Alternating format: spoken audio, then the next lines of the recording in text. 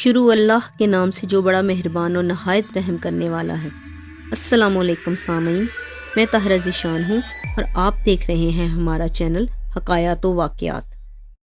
مظلوم آصیب۔ میں living room کی کھڑکیوں پر پردے ٹانگنے کے لیے ٹریورس راڈ لگا رہا تھا کہ جوڈی کی خوفناک چیخ سن کر بدحواس ہو گیا۔ میں اس وقت ایک اونچے سٹول پر کھڑا تھا۔ اس بدحواسی میں اپنا توازن برقرار نہ رکھ سکا اور دھڑم سے نیچے گر گیا، لیکن غنیمت تھا کہ کوئی چوٹ نہیں آئی تھی۔ حواس بحال ہونے کے بعد میں آواز کی نشاندہی پر جوڈی کی تلاش میں کمرے سے نکل گیا۔ جوڈی بیڈ روم میں تھی۔ وہ خالی کمرے کے وسط میں کھڑی تھر تھر کانپ رہی تھی۔ اس کا چہرہ خوف کی شدت سے اس طرح سفید ہو رہا تھا جیسے سارا خون نچڑ گیا ہو۔ جوڈی کی چیخ سنتے ہی میرے ذہن میں سب سے پہلے چوہے کا خیال ابھرا تھا۔ جوڈی بھی آخر عورت تھی، اور عورتیں جتنا چوہے سے ڈرتی ہیں شاید دنیا کی کسی اور چیز سے نہ ڈرتی ہوں۔ لیکن میں جب کمرے میں داخل ہوا تو انکشاف ہوا کہ وہ چوہا نہیں، موزہ تھا۔ پیر میں پہننے والا عام سا اونی موزہ، کثرت استعمال سے جس کا رنگ بھی اڑ چکا تھا، اور وہ ایک گیند کی صورت میں لپٹا ہوا ننگے فرش پر پڑا تھا۔ کمرے میں جوڈی اور اس موزے کے علاوہ ایک تنکا تک موجود نہیں تھا۔ میں جیسے ہی کمرے میں داخل ہوا، جوڈی اس موزے کی طرف اشارہ کرتے ہوئے ہکلائی، لیکن اس کے منہ سے میرے نام کے پہلے حرف جے کے علاوہ اور کچھ بھی نہ نکل سکا تھا۔ کچھ دیر تک وہ جے جے کی گردان کرتی رہی۔ بالآخر چند الفاظ اس کے ہونٹوں سے آزاد ہونے میں کامیاب ہو ہی گئے۔ جم یہ موزہ الماری میں سے نکل کر ہوا میں اڑتا ہوا میرے چہرے سے ٹکرایا تھا۔ مجھے اس کی ذہنی کیفیت پر شبہ ہونے لگا۔ میں گھور کر اس کی طرف دیکھنے لگا۔ میرے چہرے کے تاثرات محسوس کر کے وہ کسی حد تک سنبھل گئی اور پھر لہجے پر قابو پانے کی کوشش کرتے ہوئے بولی، جم تھروٹن، اس خالی کمرے میں ایک موزہ الماری سے نکل کر ہوا میں اڑتا ہوا تمہاری بیوی کے چہرے پر آ کر لگا ہے، اور تم شاید اسے کوئی دلچسپ مذاق سمجھ رہے ہو۔ میں اسے مذاق نہیں سمجھ رہا، لیکن یہ ہوا کیسے؟ میں نے دریافت کیا۔ میں ساتھ والے کمرے میں سامان رکھنے کے بعد یہاں آ گئی تھی اور سوچ رہی تھی کہ اسے بیڈ روم بنانے کی بجائے کیوں نہ نرسری کے طور پر استعمال کے لیے مخصوص کر دیا جائے، لیکن دفتن یہ موزہ الماری سے نکل کر میرے چہرے سے ٹکرایا۔ اس نے جھرجھری سی لی اور موزے کی طرف دیکھتے ہوئے بات جاری رکھی، لیکن اب میں نے ارادہ بدل دیا ہے۔ میں اپنے بچے کو ایک منٹ کے لیے بھی یہاں نہیں چھوڑ سکتی۔ بچے کو؟ میں نے حیرت سے اس کی طرف دیکھا۔ کیا تم ماں بننے والی ہو جوڈی؟ احمقانہ باتیں مت کرو، جوڈی نے میرا ہاتھ جھٹکتے ہوئے کہا۔ ہماری شادی کو ابھی ایک مہینہ بھی نہیں ہوا، لیکن میرا مطلب ہے کہ کبھی تو اس گھر میں بچہ آئے گا، اور اگر اس گھر کی چیزیں اسی طرح ہوا میں اڑتی رہیں تو بچہ تو کیا، میں خود بھی یہاں ایک منٹ نہیں رہ سکتی۔ میں جوڈی سے اپنا ہاتھ چھڑا کر ایک گھٹنا زمین پر ٹکا کر فرش پر جھک گیا اور انگلی سے موزے کو چھو کر دیکھنے لگا۔ کوئی غیر معمولی بات نہیں ہوئی، وہ ایک عام سا موزہ تھا۔ جب بکل فورڈ فیملی یہ مکان خالی کر کے گئی تھی تو الماریوں سے سامان نکالتے ہوئے یہ موزہ یہیں رہ گیا ہوگا، غالباً کسی کونے میں پڑا ہوگا۔ میں نے وضاحت کی۔ بہت خوب، کیا منطق ہے؟ جوڈی نے طنزیہ نگاہوں سے میری طرف دیکھا۔ چلو مان لیا کہ یہ موزہ الماری کے کونے میں پڑا رہ گیا ہوگا، پھر جب تم نے الماری کھولی تو ہوا کے دباؤ سے یہ موزہ اچھل کر تم سے ٹکرایا ہوگا۔ ہوا کا دباؤ؟ جوڈی کی آنکھوں میں الجھن سی تیر گئی۔ کوئی الماری یا کمرہ وغیرہ کچھ عرصہ بند رہے تو اس میں ہوا قید ہو کر رہ جاتی ہے، اور جب دروازہ کھولا جاتا ہے تو ایک دباؤ کے تحت ہوا باہر نکلنے کی کوشش کرتی ہے۔ بات کچھ سمجھ میں نہیں آئی۔ تو کیا تمہارے خیال میں یہ مکان آسیب زدہ ہے؟ میں نے اسے گھورا۔ میں نے اپنی چہیتی بیوی کے لیے قسطوں پر یہ مکان خریدا ہے، اور مجھے افسوس ہے کہ وہ بھی آسیب زدہ ثابت ہوا۔ جوڈی نے جھک کر وہ موزہ چٹکی میں اٹھا لیا اور بازو کی پوری لمبائی کے فاصلے پر رکھتے ہوئے کچھ دیر تک اسے دیکھتی رہی، پھر میری طرف رخ کر کے بولی، اب تم حقیقت سے قدرے قریب تر ہو کر سوچ رہے ہو۔ کیا تم سنجیدہ نہیں ہو سکتی؟ میں ہاتھ جھاڑتا ہوا اس کے قریب آ گیا۔ میں تو اب تک یہی سمجھ رہا تھا کہ تم آسیب وغیرہ پر یقین نہیں رکھتی۔ میں ایسی باتوں کو انسانی وہم سمجھتی تھی، لیکن اس موضوع کی حقیقت کو بھی نظر انداز نہیں کیا جا سکتا۔ وہ میری طرف دیکھتے ہوئے بولی، اب میں یہ سوچنے پر مجبور ہوں کہ آسیب اور بھوت پریت کو نظر انداز کرنا حماقت ہوگی۔ انگلینڈ میں اس قسم کے بہت سے واقعات ہو چکے ہیں۔ میساچوسٹس کا وہ مکان تمہیں یاد ہوگا جس پر آسیب نے قبضہ جما رکھا تھا اور کسی کو وہاں ٹکنے نہیں دیتے تھے۔ لانگ آئی لینڈ اور برونکس میں بھی اس قسم کے واقعات ہو چکے ہیں۔ برونکس والا مکان تو قومی خبروں کے دوران ٹی وی پر بھی دکھایا گیا تھا۔ پولیس والوں نے اسے بعض چالاک مجرموں کی کارروائی سمجھ کر مکان میں گھس کر تلاشی لینے کی کوشش کی تو گھر کی ہر چیز ہوا میں اڑ اڑ کر ان سے ٹکرانے لگی، اور پولیس کو آسیب کے اس حملے سے پسپائی میں ہی عافیت نظر آئی تھی۔ کیا تم ان پولیس والوں کے بیان کو بھی جھٹلانے کی کوشش کرو گے जिन्होंने इस कार्रवाई में हिस्सा लिया था? बिल्कुल नहीं, मैं अब ऐसी कोई कोशिश नहीं करूँगा, मैंने नफ़ी में सर हिलाया। जहाँ तक हमारे मामले का ताल्लुक है, जोडी मौज़े की तरफ देखते हुए बोली, मैं समझती हूँ कि इस मौज़े ने मुझे नुकसान पहुँचाने की कोई कोशिश नहीं की थी। हकीकत तो ये है कि ये किसी फूल की तरह नहायत नरमी से मेरे चेहरे से टकराया था, लेकिन इसका ये मतलब हरगिज़ नहीं कि मैं मुतमईन होकर बैठी रहूँ। अगर ये किसी आसेब की हरकत थी तो उसका अंदाज़ बिल्कुल दोस्ताना था, लेकिन मेरा ख्याल है कि इस कमरे को हम नर्सरी नहीं बना सकते। मैं कोई जवाब देने के बजाय इस कमरे से वापस आ गया जहाँ काम कर रहा था। इस तरह वक्ती तौर पर इस मौजू पर गुफ्तगू ख़त्म हो गई। यहाँ मैं ये बताता चलूँ कि मैं और जोडी कॉलेज में भी इकट्ठे ही पढ़ते थे। हम दोनों कॉलेज के ज़हीन तरीन स्टूडेंट्स समझे जाते थे। हम में से किसी ने भी कभी 95% से कम नंबर हासिल नहीं किए थे। हम दोनों ज़हीन और रोशन ख्याल थे, और अब अज़दवाजी ज़िंदगी शुरू होते ही जोडी के चेहरे से टकराने वाले मौज़े ने हमारी सोच का रुख बदल दिया था। लिविंग रूम की खिड़कियों पर पर्दे टिकाने के बाद मैंने हथौड़ी और स्क्रू ड्राइव एक तरफ रख दिया और कमरे के वस्त में आकर तनकीदी निगाहों से अपने काम का जायज़ा लेने लगा। किचन की तरफ से बर्तनों की आवाज़ आ रही थी। जोडी गालबन सामान खोलकर किचन सेट कर रही थी। मैं लिविंग रूम से निकलकर बैरूनी दरवाजे की तरफ चला गया। अगर मौज़े वाला ये वाक़या पेश ना आता तो वो दिन मेरे लिए यकीनन खुशगवार साबित होता। सुर्ख ईंटों का बना हुआ ये मकान मैंने किस्तों पर ख़रीदा था। मकान हमें ज़्यादा महंगा नहीं पड़ा था। इसकी माहाना किस्त एक उम्दा फ्लैट के किराए से भी कम थी। शादी में मिलने वाले तोहफ़े और जेवर वगैरह फ़रोख्त करके हमने थोड़ा बहुत फर्नीचर और घर का दीगर सामान ख़रीद लिया था, और मेरे ख्याल में मियाँ बीवी की हैसियत से अमली ज़िंदगी शुरू करने के लिए यह सामान हमारे लिए काफ़ी था। लेकिन अब मेरे ख्यालात में कुछ तब्दीली आने लगी थी, और मैं ये सोचने लगा था कि बकलफोर्ड फैमिली को ये घर खाली करने और इसे किस्तों पर औने पौने बेचने की उजलत क्यों थी। मगरब की सिमत हमारे पड़ोस का मकान सफ़ेद रंग का था, जिसके दरवाजे पर टैट कर्जन के नाम की प्लेट लगी हुई थी। मैं अपने दरवाजे से हटकर टहलता हुआ उस मकान के सामने पहुंच गया और दरवाजे पर कॉल बेल का बटन दबाया। अंदर कहीं म्यूजिकल घंटी बजने की आवाज़ सुनाई दी। कुछ देर बाद दरवाजे के पट में हरकत पैदा हुई, लेकिन दरवाज़ा चंद इंच से ज़्यादा नहीं खुला था। यस, दरवाज़ा खोलने वाले शख्स ने सवालिया निगाहों से मेरी तरफ देखा। उसकी आवाज़ ऐसे थी जैसे वायलिन के किसी ढीले तार को छेड़ दिया गया हो। Mister TET Curzon? मैंने सवालिया निगाहों से उसकी तरफ देखा। हाँ, मेरा ही नाम है, उसने उखड़े से लहजे में जवाब दिया। उसके लबो लहजे से जाहिर हो रहा था कि वो मुझे लिफ्ट देने को तैयार नहीं है। दरवाजे के चंद इंच खला से जो कुछ भी नज़र आ रहा था उसके मुताबिक वो छोटे कद और दुबले पतले जिस्म का मालिक था। उम्र 48 और 52 के दरमियान रही होगी। लंबी गर्दन कॉलर से शुतुरमुर्ग की गर्दन की तरह बाहर को निकली हुई थी। आंखों में सर्द मोहरी और चेहरे पर करख्तगी के तासरात नुमायां थे। सर पर दरमियान में सिर्फ चंद बाल नजर आ रहे थे।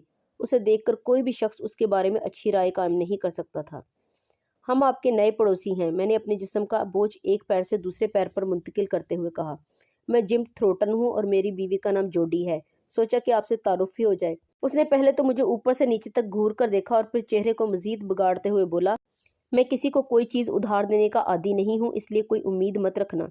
नहीं जनाब, मैंने दोनों हाथ पतलून की जेबों में ठूंसते हुए कहा, मुझे किसी चीज़ की ज़रूरत नहीं है।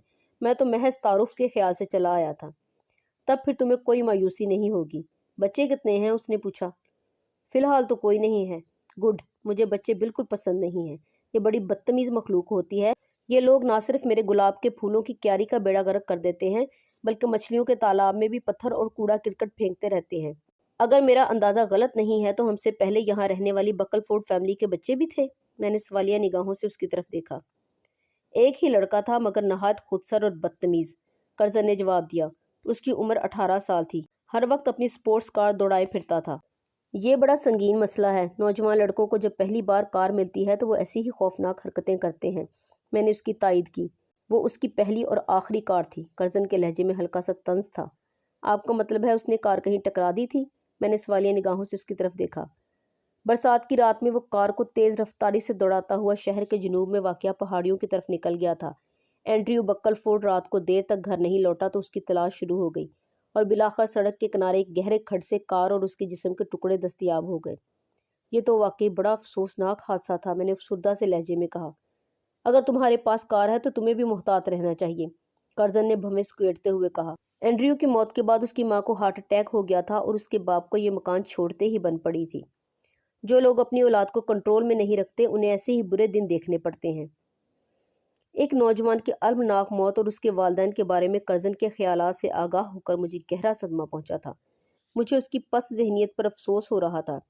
میں چند لمحے ناگوار سی نگاہوں سے اس کی طرف دیکھتا رہا، پھر خدا حافظ کہہ کر واپس پلٹ آیا۔ اپنے پیچھے میں نے بڑی زور سے دروازہ بند ہونے کی آواز سنی تھی۔ اپنے پڑوسی ٹیڈ کرزن سے اس پہلی ملاقات نے میرے ذہن پر کچھ اچھے اثرات مرتب نہیں کیے تھے۔ جب میں دوبارہ اپنے گھر میں داخل ہوا تو کچن سے برتنوں کی آواز سنائی دے رہی تھی۔ ذرا اور آگے بڑھا تو قدرے بھاری برکم جسم اور سرخ بالوں والی وہ عورت نظر آ گئی جو جوڈی کے ساتھ کچن ٹیبل پر بیٹھی چائے پی رہی تھی۔ گویا اس طرح جوڈی نے اپنے کچن کا بھی افتتاح کر ڈالا تھا۔ ان سے ملو جم، یہ ہماری پڑوسن ہیں، جوڈی نے مسکراتے ہوئے کہا۔ Mrs Curzon? میں نے دروازے میں داخل ہو کر میز کی طرف بڑھتے ہوئے کہا۔ بالکل نہیں، اس عورت نے کہکہا لگاتے ہوئے کہا۔ میں میبل گوسن ہوں، میرا مکان دوسری طرف ہے۔ جوڈی نے چائے کا ایک کپ میری طرف بھی بڑھا دیا۔ چائے کی چسکیوں کے درمیان ہم باتیں بھی کرتے رہے اور بالآخر ہم سے ملاقات پر خوشی کا اظہار کرتے ہوئے میبل رخصت ہو گئی۔ جوڈی برتن سمیٹ کر سنک پر چلی گئی۔ بڑی جلدی چلے گی تمہاری یہ نئی پڑوسن، میں نے جوڈی کی طرف دیکھتے ہوئے کہا۔ وہ تو بہت دیر سے آئی ہوئی تھی، جوڈی نے سنک میں نل کھولتے ہوئے جواب دیا۔ ہم نے ایک دوسرے کے بارے میں بہت کچھ معلوم کر لیا ہے۔ وہ اکیلی ہی رہتی ہے، اس کا شوہر تقریباً 1 سال پہلے کسی عورت کے ساتھ بھاگ گیا تھا۔ میبل نے شاید عرصے سے کسی سے بات نہیں کی تھی، جب سے آئی تھی مسلسل بولے جا رہی تھی۔ ممکن ہے میبل کا شوہر جس عورت کے ساتھ بھاگا ہو وہ اس کی طرح اتنی باتونی نہ ہو، میں نے مسکراتے ہوئے کہا۔ جوڈی نے گھوم کر گھورتی ہوئی نگاہوں سے میری طرف دیکھا اور پھر بولی، جانتے ہو اس نے اور کیا بتایا تھا؟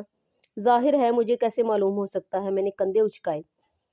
ہماری دوسری طرف والے مکان میں ٹیڈ کرزن نامی ایک آدمی رہتا ہے۔ میبل کے کہنے کے مطابق وہ نہایت کمینہ اور گھٹیا انسان ہے۔ اسے ہر شخص سے نفرت ہے۔ اس نے 4 شادیاں کی تھیں مگر بچے صرف ایک ہی بیوی سے ہوئے تھے جو اب جوان ہو چکے ہیں اور باپ کی خصلت سے آگاہ ہو کر وہ بھی اس کے پاس نہیں رہتے۔ میبل نے ہمیں بھی اس سے دور ہی رہنے کا مشورہ دیا ہے۔ میبل کے اس مشورے کا شکریہ، لیکن میں اس شخص سے مل چکا ہوں۔ کیا واقعی؟ ہاں، میں نے دھلے ہوئے کپ سنک سے اٹھا کر میز پر رکھ دیے اور انہیں کپڑے سے خشک کرنے لگا۔ یوں ہی ٹہلتا ہوا اس کی طرف چلا گیا تھا۔ دراصل میں یہ معلوم کرنا چاہتا تھا کہ بکل فورڈ نے اتنی عجلت میں یہ مکان کیوں چھوڑا تھا۔ پھر کیا معلوم ہوا؟ جوڈی نے سوالیہ نگاہوں سے میری طرف دیکھا۔ میں اسے اصل بات بتا کر خوفزدہ نہیں کرنا چاہتا تھا، لیکن پھر خیال آیا کہ حقیقت تو کسی نہ کسی طرح اسے میبل سے معلوم ہو ہی جائے گی، اس لیے میں نے اسے نوجوان اینڈریو کو پیش آنے والے حادثے، اس کے اثرات اور کرزن کے تاثرات سے آگاہ کرنے میں کوئی حرج نہیں سمجھا۔ اب میں دعوے سے کہہ سکتی ہوں کہ وہ موزہ اینڈریو ہی کا تھا اور وہ یقیناً اسی کمرے میں رہتا تھا، جوڈی نے کہا۔ اس کی آنکھوں میں نمی سی تیر گئی تھی۔ میں نے بات کو آگے بڑھانا مناسب نہیں سمجھا اور کچن سے نکل کر دوسرے کمرے میں سامان سیٹ کرنے لگا۔ وہ اس مکان میں ہماری پہلی رات تھی اور ہمارا ذہن اینڈریو والے حادثے میں الجھا ہوا تھا۔ وہ لوگ اگرچہ ہمارے لیے اجنبی تھے، لیکن ہماری ساری ہمدردیاں ان کے ساتھ تھیں۔ میں اس وقت ماسٹر بیڈ روم میں لیٹا ہوا ایک کتاب پڑھنے کی کوشش کر رہا تھا۔ کچھ ہی دیر بعد جوڈی کمرے میں داخل ہوئی۔ وہ میری طرف آنے کے لیے ڈریسنگ ٹیبل کے قریب سے گزر رہی تھی کہ ایک عجیب بات رونما ہوئی۔ جوڈی نے میری اور اپنی تصویر جو 10 انچ چوڑے اور 12 انچ لمبے فریم میں تھی ڈریسنگ ٹیبل پر سجا رکھی تھی۔ دفتن وہ فریم اپنی جگہ سے اٹھا اور ہوا میں تیرتا ہوا سامنے والی دیوار سے ٹکرا گیا۔ تصویر کے دیوار سے ٹکرانے اور نیچے گرنے سے چھناکے کی آواز ابھری اور پھر کمرے کی فضا پر موت کی سی خاموشی چھا گئی۔ میں اٹھ کر بیٹھ گیا۔ میں نے اگرچہ ایک جھٹکے سے اٹھنے کی کوشش کی تھی، لیکن میرا انداز بالکل سلو موشن جیسا تھا، جیسے دلدل سے نکلنے کی کوشش کر رہا ہوں۔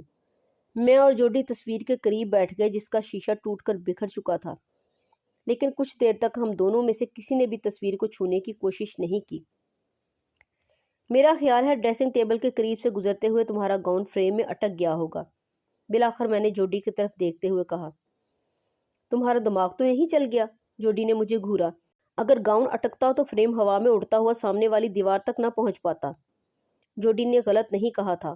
بہرحال میں نے شیشے کے ٹکڑے جمع کر کے تصویر پر رکھے اور ڈریسنگ ٹیبل کے قریب آ گیا۔ جوڈی اپنی جگہ پر بے حس و حرکت کھڑی میری طرف دیکھ رہی تھی۔ میں تصویر ڈریسنگ ٹیبل پر رکھ کر جیسے ہی مڑا، میرا دل اچھل کر حلق میں آ گیا۔ کچھ دیر پہلے پرسرار قتل کی کہانیوں پر مشتمل جو کتاب پڑھ رہا تھا وہ میں نے بیڈ سائڈ ٹیبل پر رکھ دی تھی اور اس وقت وہ کتاب میز سے تقریباً 1 فٹ اوپر اٹھ کر ہوا میں ناچ رہی تھی۔ دفتن کتاب کا ایک کونا میز پر رکھے ہوئے لیمپ سے ٹکرایا، لیمپ نیچے گرا اور تاریکی چھا گئی۔ میں یقین سے نہیں کہہ سکتا کہ ہم دونوں میں سے کون پہلے کمرے سے بھاگا تھا۔ لیکن بہرحال جب حواس بحال ہوئے تو ہم دونوں کمرے سے باہر راہداری میں کھڑے تھے۔ جوڈی مجھ سے لپٹی تھر تھر کانپ رہی تھی۔ میرا خیال ہے ہمیں آج کی رات کسی ہوٹل میں بسر کرنی چاہیے، میں نے ہکلاتے ہوئے کہا۔ خوف سے میرے دانت بج رہے تھے۔ نہیں، جوڈی نے ٹھوس لہجے میں جواب دیا، میں ایسی نہیں ہوں کہ مجھے ڈرا کر میرے ہی گھر سے نکال دیا جائے۔ ویسے میں سمجھتی ہوں کہ ہمارا یہ آصف ہمیں کوئی نقصان نہیں پہنچانا چاہتا۔ یہ بات یقین سے کیسے کہی جا سکتی ہے؟ اس نے اب تک کوئی چیز ہمارے اوپر نہیں پھینکی، جوڈی نے کہا۔ اگر وہ ہمیں یہاں سے بھگانا چاہتا تو تصویر کا فریم سامنے والی دیوار سے ٹکرانے کے بجائے ہم میں سے کسی کو لگتا۔ میرا خیال ہے کہ یہ آصف ہمیں آہستہ آہستہ خوفزدہ کرنا چاہتا ہے، یا اپنی حرکتوں سے وہ ہمیں کوئی خاص بات سمجھانا چاہتا ہے، جوڈی معنی خیز لہجے میں بولی۔ غالباً اس نے ہم پر پھینکنے کے لیے ایسی چیزوں کا انتخاب کیا ہے جس سے ہم کوئی مطلب نکال سکیں۔ مجھے یقین ہے کہ اگر ہم اس کا پیغام پوری طرح سمجھ لیں تو وہ مطمئن ہو کر یہاں سے چلا جائے گا۔ جوڈی کی بات شاید ٹھیک ہی تھی، لیکن وہ آصف ہمیں کیا پیغام دینا چاہتا تھا یہ سمجھنا اتنا آسان نہیں تھا۔ دوسرے روز صبح جب میں دفتر پہنچا تو شب بیداری کے باعث میری آنکھیں سرخ ہو رہی تھیں، ذہن پر غنودگی سی طاری تھی اور کام بھی ٹھیک طور پر نہیں ہو رہا تھا۔ میں ایک کمپنی میں اکاؤنٹنٹ تھا اور حساب کتاب میں کوئی معمولی سی غلطی کسی بڑے نقصان کا باعث بن سکتی تھی۔ میرا ذہن رات کے واقعات میں الجھا ہوا تھا۔ جوڈی کی باتوں سے ظاہر ہوتا تھا کہ اس نے ذہنی طور پر گھر میں آصف کی موجودگی کو تسلیم کر لیا تھا۔ رات کو جو واقعات پیش آ چکے تھے، اگرچہ انہیں واہمہ یا فریب نظر نہیں کہا جا سکتا تھا، لیکن اب دن کی روشنی میں انہیں تسلیم کر لینا بھی محال محسوس ہو رہا تھا۔ میرے خیال میں ان واقعات کی کوئی نہ کوئی وجہ ضرور ہونی چاہیے۔ ممکن ہے ہمارا مکان جس جگہ پر واقع ہو اس زمین میں کچھ مقناطیسی قوتیں پوشیدہ ہوں جن کی وجہ سے یہ سب کچھ ہو رہا تھا۔ اگر کوئی شخص اس سلسلے میں مجھے کوئی مشورہ دیتا تو میں سنجیدگی سے اس پر غور کرتا، لیکن صورتحال یہ تھی کہ میں کسی سے اس کا تذکرہ کرتے ہوئے بھی ڈر رہا تھا۔ اپنے باس سے تو بات کرنے کا سوال ہی پیدا نہیں ہوتا تھا۔ میری بات اس کے سر سے گزر جاتی، وہ کچھ ایسا ہی آدمی تھا۔ پولیس کے پاس جانے کا مطلب یہ ہوتا کہ اس بات کو اچھالا جائے۔ پولیس کے توسط سے یہ بات اخبارات تک پہنچتی اور اخبارات خوب نمک مرچ لگا کر اس کی پبلسٹی کرتے، جس کا نتیجہ یہ ہوتا کہ ہمارا گھر لوگوں کی توجہ کا مرکز بن جاتا اور ہماری زندگی تماشا بن کر رہ جاتی۔ میرے ذہن میں یہ خیال بھی آیا کہ ہماری طرح نہ جانے اور کتنے لوگ ہوں گے جو بھوت پریت کی شرارتوں کا نشانہ بن رہے ہوں گے، لیکن لوگوں کی مداخلت کے خوف سے خاموشی اختیار کیے ہوئے ہوں گے۔ جب میں گھر واپس پہنچا تو اپنا مکان مجھے بالکل نارمل نظر آیا۔ جوڈی کے چہرے کے تاثرات بھی معمول کے مطابق تھے۔ وہ میری پسندیدہ ڈرنک کی بوتل لیے میری منتظر تھی۔ اس نے اپنے بجٹ میں سے گنجائش نکال کر انگریزی کے حرف ٹی شیپ کی ہڈی والی سٹیک کا بھی انتظام کر رکھا تھا، جس کا مطلب تھا کہ آج اس نے رات کے کھانے کا خاص اہتمام کیا تھا۔ آج کوئی واقعہ تو پیش نہیں آیا؟ میں نے سوالیہ نگاہوں سے جوڈی کی طرف دیکھا۔ وہ اس وقت سٹیک اوون میں رکھ رہی تھی۔ دن بالکل معمول کے مطابق گزرا، کوئی معمولی سی بات بھی خلاف معمول نہیں ہوئی۔ ممکن ہے کہ وہ ہماری ڈٹائی سے سمجھ گیا ہو کہ ہم یہاں سے بھاگنے والے نہیں ہیں، میں نے گلاس میں مشروب انڈیلتے ہوئے کہا۔ جوڈی نے جواب دینے کی بجائے محض مسکرانے پر ہی اکتفا کیا تھا۔ جوڈی نے میز پر وہ خوبصورت دسترخوان بچھا دیا تھا جو میری خالہ ایلن نے ہمیں شادی کے تحفے کے طور پر دیا تھا۔ اس نے میز پر شمع دان میں موم بتی روشن کر کے کھانا لگا دیا۔ مجھے اگرچہ بھوک زیادہ نہیں تھی، لیکن جوڈی نے جس محنت سے کھانا تیار کیا تھا، اگر میں انکار کر دیتا تو یقیناً اس کا دل ٹوٹ جاتا۔ ہم دونوں ایک دوسرے کے سامنے بیٹھے تھے۔ میں نے سٹیک والی پلیٹ کی طرف ہاتھ بڑھایا ہی تھا کہ دفتن سٹیک پلیٹ سے چند انچ اوپر اٹھ کر کٹ پتلی کی طرح ناچنے لگی۔ ہڈی کے پلیٹ سے ٹکرانے سے گویا رقص کے ساتھ موسیقی کا انتظام بھی ہو گیا۔ جوڈی متوحش نگاہوں سے ناچتی ہوئی سٹیک کی طرف دیکھنے لگی، جبکہ میں بدحواس ہو کر اپنی جگہ سے اچھل پڑا۔ کرسی پیچھے الٹ گئی، میں بھی لڑکھڑا گیا تھا۔ گرتے گرتے میں نے میز کا کونا تھام لیا اور اس طرح لٹک گیا کہ میرے پیر میز کے نیچے تھے اور ٹھوڑی میز کی سطح کے برابر تھی۔ میں خوفزدہ سی نگاہوں سے سٹیک کو پلیٹ پر ناچتے ہوئے دیکھتا رہا۔ اس ہڈی نے گرچہ ابھی تک ایسی کوئی حرکت نہیں کی تھی جس سے خوفزدہ ہو کر ہم بھاگ نکلتے، لیکن یہ ہماری پرائیویسی میں سراسر مداخلت تھی۔ بس بہت ہو چکا، میں ناگوار سے لہجے میں کہتے ہوئے سیدھا کھڑا ہو گیا اور سٹیک کو پکڑنے کے لیے اس طرح ہاتھ مارا جیسے مکھی ماری جاتی ہے۔ سٹیک کوئی مزاحمت کیے بغیر پلیٹ پر میرے ہاتھ کے نیچے دب گئی۔ کچھ دیر تک میں نے اپنے ہاتھ کا دباؤ ڈالے رکھا، پھر حریف کی طرف سے کسی قسم کی مزاحمت محسوس نہ کرتے ہوئے میں نے پہلے ایک انگلی اٹھا لی اور پھر دوسری اور بالآخر پورا ہاتھ ہٹا لیا۔ سٹیک پلیٹ میں اپنی جگہ پر پڑی رکھی۔ دیکھا دیکھا تم نے؟ میں نے کننکھیوں سے جوڈی کی طرف دیکھتے ہوئے کہا۔ میں اس حرکت کا مطلب سمجھنے کی کوشش کر رہی ہوں، جوڈی نے مسکراتے ہوئے جواب دیا۔ اس کی آنکھوں میں عجیب سی چمک ابھر آئی تھی۔ وہ بھوکا ہے، کچھ کھانے کو مانگ رہا ہے، میں نے طنزیہ لہجے میں کہا۔ غصہ دکھانے کی ضرورت نہیں، جوڈی نے گھورا۔ غصہ؟ میں نے اس کی طرف دیکھتے ہوئے کہا۔ ایسی حرکتوں پر اب مجھے غصہ نہیں آتا۔ ہم دونوں کچھ کھائے بغیر میز سے اٹھ گئے۔ جوڈی برتن دھونے لگی اور میں گھر کی تلاشی لینے لگا۔ مکان کی چھت سے لے کر تہ خانے تک دیکھ ڈالا، لیکن کسی بھی جگہ مجھے کوئی تار، کوئی میگنٹ یا کوئی ایسی چیز نظر نہیں آ سکی جس سے یہ سمجھا جاتا کہ ریموٹ کنٹرول کے ذریعے کوئی ہمیں بیوقوف بنانے کی کوشش کر رہا ہے۔ جب میں تہ خانے سے نکل کر اوپر پہنچا تو جوڈی ٹیلی ویژن کے سامنے بیٹھی ہوئی تھی۔ اگر مجھ سے بات کرتے تو تمہیں اتنی زحمت نہ کرنی پڑتی، وہ میری طرف دیکھتے ہوئے بولی۔ میں خود بھی ایک چیز کا جائزہ لے چکی ہوں، اور اب مجھے یقین ہو گیا ہے کہ یہ کسی کی شرارت نہیں، جہاں واقعی آسیب ہے۔ ظاہر ہے ہم اس آسیب زدہ مکان میں نہیں رہ سکتے، میں نے جواب دیا۔ میں ابھی اسٹیٹ ایجنٹ کو اس کے گھر پر فون کرتا ہوں کہ وہ اس مکان کو فروخت کرنے کا بندوبست کرے۔ تم ایسا نہیں کرو گے، جوڈی ایک جھٹکے سے سیدھی ہو گئی۔ یہ بیچارہ کسی طرح یہاں پھنس کر رہ گیا ہے، ہمیں اس کی مدد کرنی چاہیے۔ مجھے یقین ہے کہ رہائی ملنے کے بعد وہ اس طرف کا رخ نہیں کرے گا اور ہم اطمینان سے یہاں رہ سکیں گے۔ اوہو، میرے لہجے میں ہلکا سا طنز تھا۔ کیا تم سمجھتی ہو کہ وہ واقعی ہمیں کوئی پیغام دینے کی کوشش کر رہا ہے؟ یقیناً، اسٹیک کی ہڈی کا اس طرح ناچنا ضرور کوئی معنی رکھتا ہے۔ جوڈی، میں نے کشن والے موڑے پر بیٹھتے ہوئے کہا، میرا خیال ہے ہمیں وقت ضائع کیے بغیر یہاں سے رخصت ہو جانا چاہیے۔ آج کی رات ہمارے لیے خطرناک بھی ثابت ہو سکتی ہے۔ احمقانہ باتیں مت کرو جم، میں اتنا خوبصورت گھر چھوڑ کر کہیں نہیں جا سکتی۔ لیکن یہ سب کچھ وہ ایک شریف النفس آسیب ہے، جوڈی بات کاٹتے ہوئے بولی۔ بس میں یہ مکان چھوڑ کر نہیں جا سکتی۔ وہ آگے جھک گئی اور میرا رخسار تھپتھپا کر کہنے لگی، چینل نمبر 12 لگا دو۔ تقریباً 5 منٹ بعد وہاں سے 1 گھنٹے کا کامیڈی پروگرام آنے والا ہے۔ میں نے ٹی وی کا چینل تبدیل کر دیا۔ ٹی وی پر مزاحیہ پروگرام شروع ہو چکا تھا، لیکن میں سکرین کی طرف متوجہ نہیں تھا۔ میری نظریں سامنے کھڑکی کے پردوں پر مرکوز تھیں۔ میری آنکھیں بوجھل سی ہو رہی تھیں، جیسے نیند آ رہی ہو۔ دفتن کھڑکی کے پردے مجھے ہلتے ہوئے محسوس ہوئے۔ میرے اونگتے ہوئے ذہن میں فوراً ہی یہ خیال آیا تھا کہ شاید میں نے پردے ٹھیک طور پر نہیں لگائے تھے۔ سرخ گلاب کے پھولوں کے ڈیزائن والے یہ خوبصورت پردے ہمیں جوڈی کے چچا کی طرف سے تحفے میں ملے تھے۔ دفتن مجھے ہلکا سا جھٹکا لگا، گردن کی ہڈی چٹکنے کی ہلکی سی آواز بھی ابھری تھی۔ میں سیدھا ہو کر بیٹھ گیا اور خشک ہونٹوں پر زبان پھیرتے ہوئے ٹی وی اسکرین کی طرف دیکھنے لگا۔ اس وقت خبریں آ رہی تھیں۔ جوڈی، میں نے کرسی کی طرف دیکھتے ہوئے پکارا، لیکن مجھے یہ جان کر حیرت ہوئی کہ جوڈی کرسی پر موجود نہیں تھی، وہ کمرے میں بھی نہیں تھی۔ میں اٹھ کر پورے گھر میں اسے تلاش کرنے لگا، لیکن اسے کسی بھی جگہ موجود نہ پا کر میرے پسینے چھوٹ گئے۔ میں دوبارہ لیونگ روم میں آ گیا۔ اگرچہ ٹی وی چل رہا تھا، لیکن مجھے یوں محسوس ہو رہا تھا جیسے پورے مکان پر قبر کی سی خاموشی طاری ہو۔ میں نے آگے بڑھ کر ٹی وی بند کر دیا۔ اس وقت میرا دل خزاں رسیدہ پتے کی طرح کپکپا رہا تھا، لیکن میں اپنے آپ کو تسلی دینے کی کوشش کر رہا تھا کہ اگر جوڈی کے ساتھ کوئی حادثہ پیش آیا ہوتا تو مجھے کوئی نہ کوئی آواز ضرور سنائی دیتی۔ ممکن ہے وہ مجھے اونگتے پا کر میبل کے ہاں چلی گئی ہو۔ یہ خیال آتے ہی میں تیزی سے کمرے کی مشرقی کھڑکی کے قریب پہنچ گیا اور پردہ ہٹا کر باہر جھانکنے لگا، لیکن میبل کا مکان تاریکی میں ڈوبا ہوا تھا، جس کا مطلب تھا کہ جوڈی وہاں نہیں تھی۔ میں دوبارہ کمرے کے وسط میں آ گیا۔ میرے اعصاب تن گئے اور اس کے ساتھ ہی جسم کے مسام نے پسینہ اگلنا شروع کر دیا تھا۔ میں متوحش نگاہوں سے ادھر ادھر دیکھتے ہوئے سوچ رہا تھا کہ اگر پہلے یہ مکان آسیب زدہ نہیں تھا تو اب یقیناً یہاں کوئی آسیب آ ہی گیا تھا۔ میں نے ایک بار پھر اس کرسی کی طرف دیکھا جس پر جوڈی بیٹھی تھی۔ وہ کرسی بدستور خالی تھی۔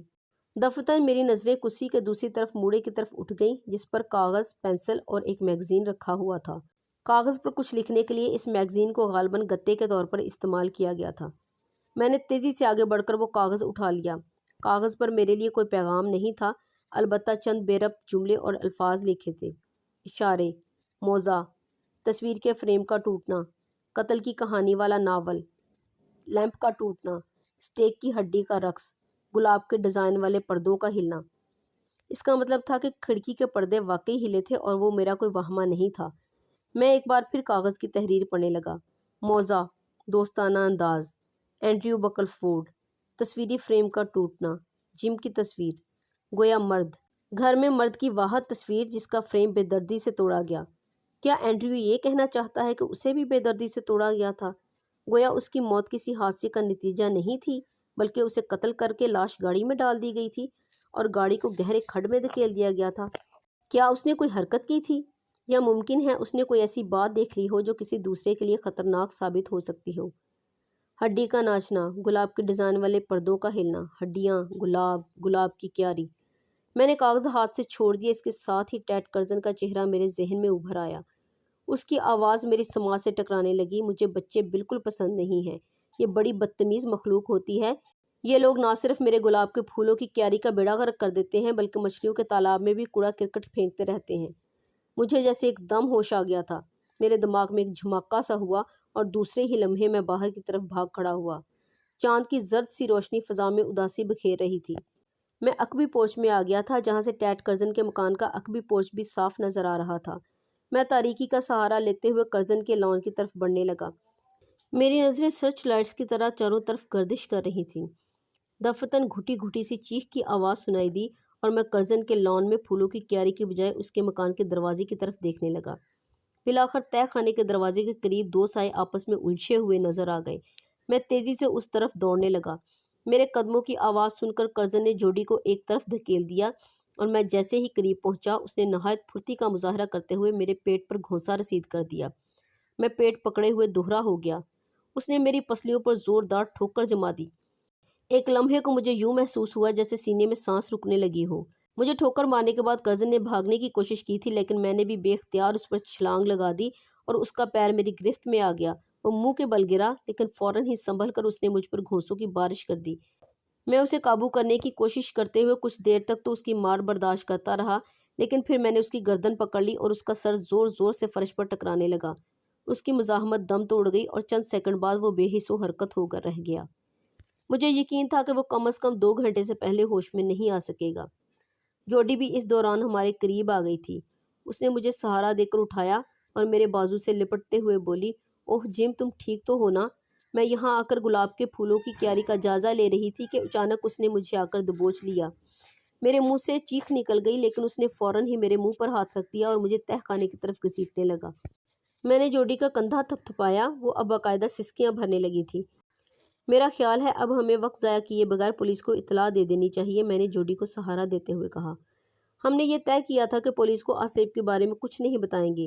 ہم نے یہ فرضی کہانی گھڑی تھی کہ ہمیں کرزن کی حرکات پر شبہ ہوا تھا، وہ ہر وقت گلاب کے پھولوں والی کیاری کے آس پاس منڈلاتا رہتا تھا۔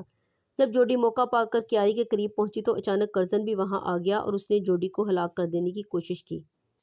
یہ انکشاف ہمارے لیے دلچسپی سے خالی نہیں تھا کہ کچھ عرصہ پہلے کرزن کی ایک بیوی کی پراسرار گمشدگی کے سلسلے میں پولیس کرزن سے پوچھ گچھ کر چکی تھی اور اب ہماری رپورٹ پر جب گلاب کے پھولوں والی کیاری کو کھودا گیا تو انسانی ہڈیاں مل گئیں۔